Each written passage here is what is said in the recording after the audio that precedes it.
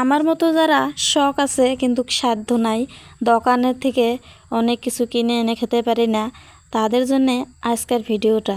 আজকে আমি একদমই অল্প কিছু উপকরণ দিয়ে সুন্দর মজাদার আলুর চপ বানিয়ে দেখাবো। ঘরে তো সবারই মোটামুটি আলু থাকেই, সো সেই আলু দিয়ে আজকে অনেক সুন্দর এবং মজাদার নাস্তা রেসিপি বানিয়ে দেখাবো।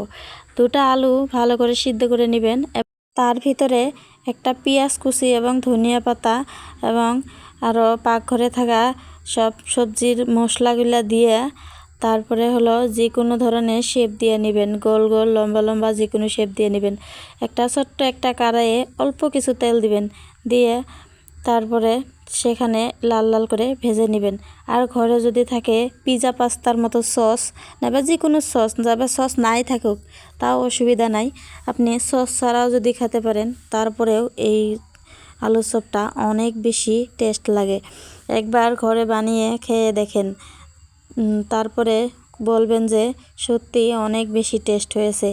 আমরা তো দোকানের আলুর চপ কিনে খাই, কিন্তু সেগুলো তো আমাদের স্বাস্থ্যের জন্যে অনেক বেশি ক্ষতিকর, কারণ তারা ভাজা তেল পোড়া তেল দিয়ে আমাদেরকে দোকানে থেকে এত দাম দিয়ে কিনে না আনে ঘরে একটু কষ্ট করে বানিয়ে খেলে স্বাস্থ্যসম্মতও হয় এবং দামটাও কম পড়ে। তাই আশা করি সবাই ভিডিওটা দেখে একবার হলেও বানিয়ে খেতে পারবেন। বেশিরভাগ মানুষেরই বিকেলবেলাটা মনটা একটু ভাজা পোড়া নাইবা কিছু একটা বস্তু খাইতে অনেক বেশি ইচ্ছা করে। তাই আমার মতো আপনারাও যদি টাকা বাঁচাতে চান তাহলে, এবং খালি টাকাই না, আপনার স্বাস্থ্যরও অনেক বেশি হেলদি ফুড হবে, তাই আপনারা চেষ্টা করবেন ঘরে বানিয়ে খাবার।